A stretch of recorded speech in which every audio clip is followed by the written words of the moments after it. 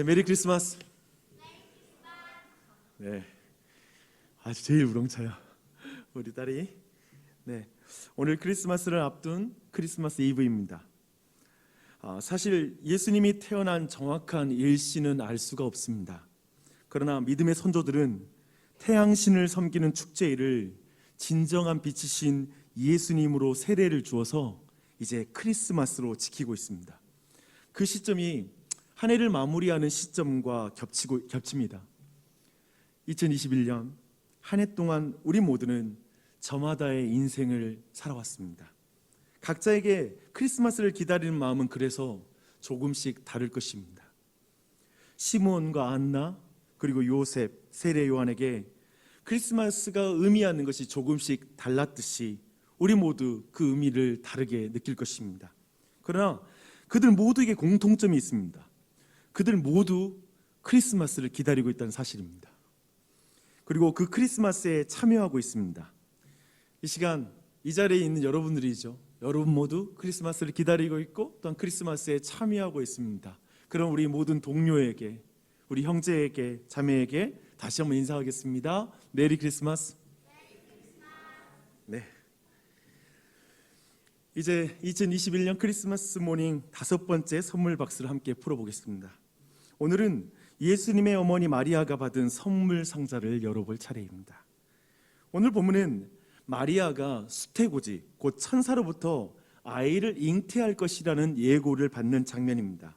우리는 애기치 않은 임신 사실을 아는 여성들이 어떤 감정을 갖는지 조금은 알고 있습니다. 물론 이 자리에 있는 여서 이미 아이를 낳으신 분들은 그걸 더 잘 알고 계실 것입니다. 아마 우리는 아이를 기다려온 신혼부부라면 임신 사실을 확인하고 기쁨과 환희의 눈물을 흘릴 것입니다. 하지만 전혀 예상치도 못했고 또 준비도 되지 않은 그런 부부일지라도 아마도 두 가지 감정을 느낄 것 같아요. 긍정적인 감정과 부정적인 감정, 그런 것들이 아마 준비되지 않은 부부에게, 예기치 못하게 임신 소식을 알게 된 그런 부부에게 그런 복잡한 감정이 들 것입니다. 그런데 아직 미혼의 10대 소녀가 임신 사실을 알게 되면 어떻게 될까요? 기쁨과 즐거움과 같은 긍정적인 감정은 생각할 수 없습니다. 우리는 도리어 당혹스러움과 불안에 떠는 그 감정, 그리고 이어질 삶에 대한 두려움에 가득 찬 감정, 우리는 그런 감정을 생각하겠죠. 이런 이해를 가지면 이제 천사 가브리엘이 처녀 마리아, 나이로 말하면 10대 소녀였을 그 마리아에게 하는 인사말부터 참 의미심장합니다. 오늘 예고하는 것은 갑작스러운 임신이잖아요. 근데 그 인사가 참 의미심장해요. 은혜를 받은 자여 평안할지어다, 주께서 너와 함께 하시도다. 이 인사입니다. 가브리엘의 인사말을 듣고 처녀 마리아는 놀라 이런 인사가 어찌함인고 생각했다 라고 이렇게 말하고 있습니다. 원어의 의미를 우리가 깊이 고려하면 마리아의 놀람은 깜짝 놀라는 마음, 혼란스럽고 불안하고 초조한 상태의 감정을 말합니다. 그리고 생각했다라고 하는 말은 근심했다라고 말하는 말로도 표현할 수가 있습니다. 근데 우리가 볼 때 근데 말 자체, 그 천사의 말 자체는 지금 우리의 시점에서는 너무나 너무 듣기 좋은 말이 아닌가요? 나는 너에게 평안을 주려고 왔고 너는 은혜를 입은 자란다. 주님이 너와 함께 하신단다. 얼마나 좋은 말이에요, 그렇죠?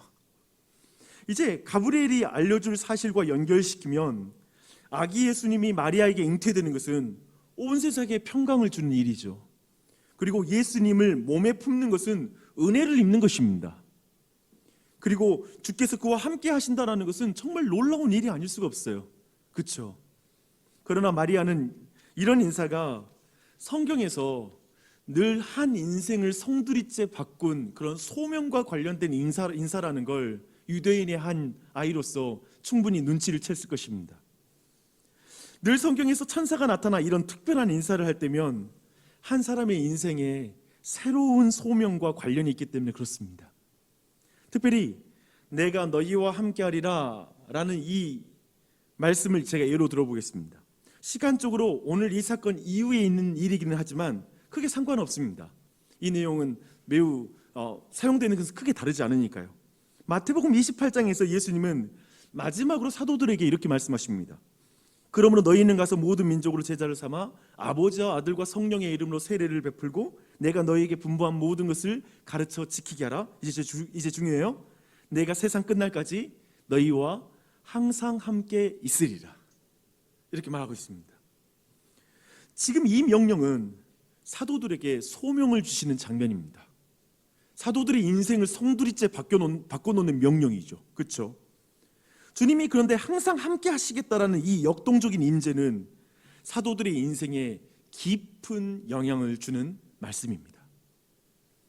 은혜를 받고 평안함을 받고 하나님이 함께 하시는 부르심은 하나님의 부르심으로 인생의 방향이 바뀌는 것과 관련이 있습니다.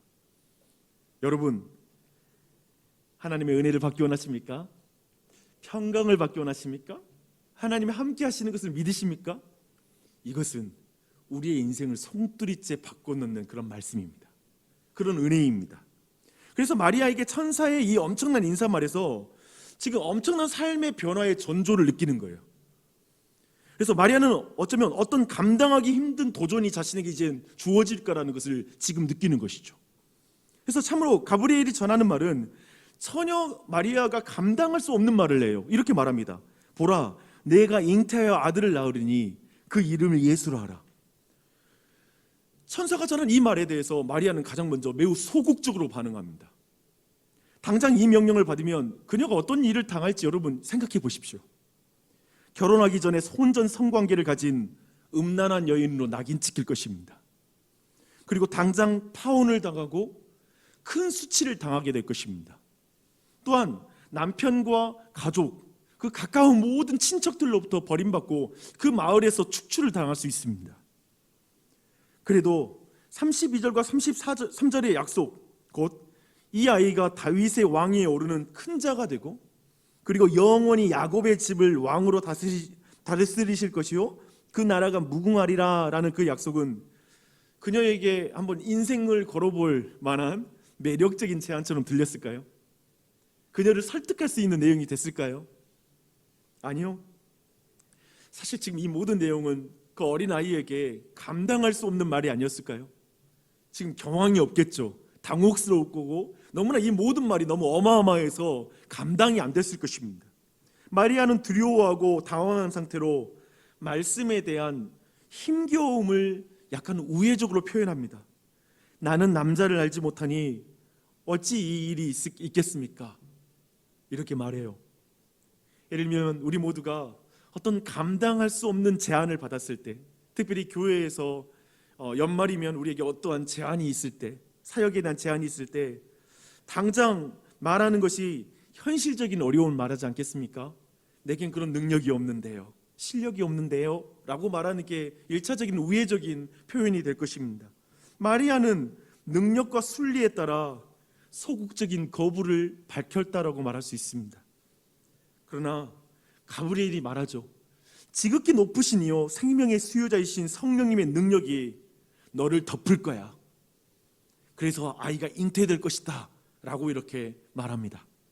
그리고 아브라함과 사라처럼 나이 들어 아이를 갖지 못한 사가랴와 엘리사벳이 아이를 가진 것을 예로 들어서 하나님의 말씀은 능하지 못함이 없느니라 라고 이렇게 말합니다.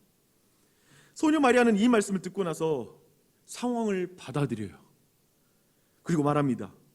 주의 여종이오니 말씀대로 내게 이루어지이다. 우리는 마리아가 처음에 당황하며 소극적으로 반응할 때까지 이해가 됐습니다. 그렇죠? 우리도 그러니까요. 충분히 이해가 돼요. 그런데 갑자기 굉장히 짧은 말씀 들었잖아요. 그렇죠? 그 짧은 말씀을 듣고 나서 하나님의 말씀은 능하지 못함이 없다라는 이 말씀에 주의 여종이오니 말씀대로 이루어지이다 라고 말하는 이 대답하는 장면에서 우리 모두는 당혹스럽습니다. 역시 마리아가 어리기는 어리다 싶어요. 그렇죠? 아마도 오늘날 우리 자녀들이 이렇게 막 어떤 말씀 듣고 나 주님을 위해서 이렇게 헌신하기로 했어요. 그러면 우리 모두가 아니 생각 좀 더 해봐.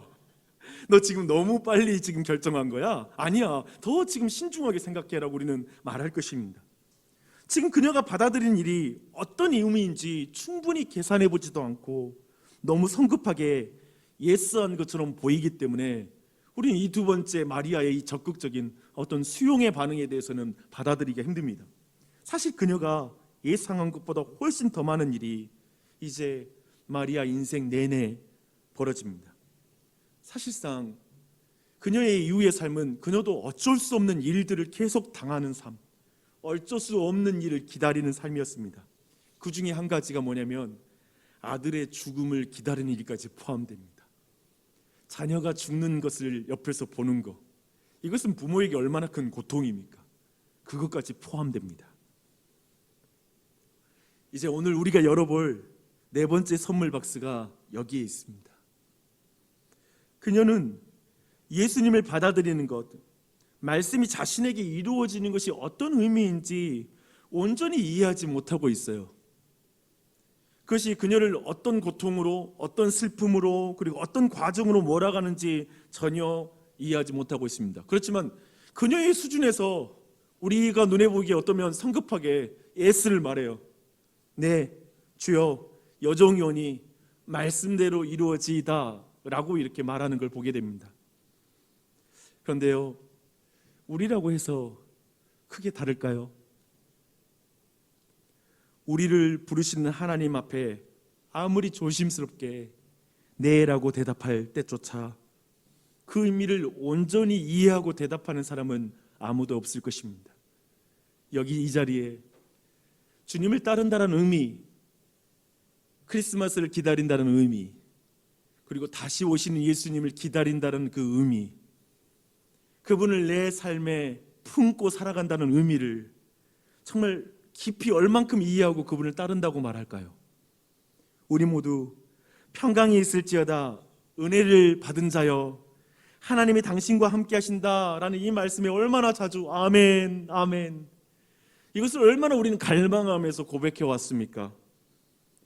메리 크리스마스는 도대체 우리는 이 크리스마스를 기다리는 의미, 예수님을 영접하고 그분이 영원히 함께 하신다라는 사람이 된다라는 그 의미, 그 의미를 우리는 얼마나 알고 있을까요? 그러나 이미 우리는 예스를 말했어요. 예스, 내가 주님의 종입니다. 내가 크리스마스를 기다립니다. 내가 주님 다시 오실 날을 기다리는 사람입니다. 난 주님의 종입니다. 우리는 이미 이 말에 예스를 했죠. 마리아처럼. 우리는 그렇게 신앙의 삶을 살며 어쩌면 우리는 조금씩 자신의 그 대답, 예스라는 그 의미를 조금씩 받아들이는 법을 배우는 것이 신앙의 여정인 것 같습니다. 이제 주님이 우리의 인생도 송두리째 방향의 전환을 요구하고 계신다는 것을 조금씩 이해해가고 있지 않습니까? 그냥 복 받고자 교회에 들어왔는데 점점 내 인생이 송두리째 변화되는 것을 요구하는 하나님을 만나기 시작하는 것이죠. 신앙의 의미를 깨닫게 되는 것이죠. 여러 교회를 거치다가 지금 우리 모두는 나주혁신 장로교회에 와 있죠. 그리고 여기에서 그 복음 앞에 어떻게 반응해야 될지를 더 고민하고 있죠. 어떤 의미에서 크리스마스는 평화롭고 잔잔한 인재가 아니라 이 세상을 전복시키는 천국의 침노입니다. 저 처녀이며 어린 마리아에게 크리스마스가 깜짝 놀라고 혼란스럽고 불안하고 초조한 상태, 근심의 상태로 이 소식이 그녀를 몰아간 것처럼 이 변화의 소명 앞에 어쩌면 우리 모두 그 당혹스러움 느낄 수 있습니다. 우리 자신도 능력이 없고 자신이 없을 수 있습니다. 다만 여러분, 한 가지만 확인하면 됩니다.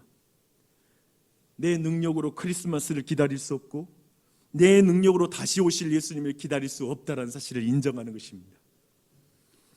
내 실력으로 그분의 다시 오심을 증언하는 증인이 될 수 없다는 것, 그 일에 참여할 수 없다는 사실을 인정하는 것입니다. 그래, 주님이 불렀으니 이 길을 가겠습니다. 부르신 주님이 능력을 주신다고 하시니 저 이 길을 갈게요.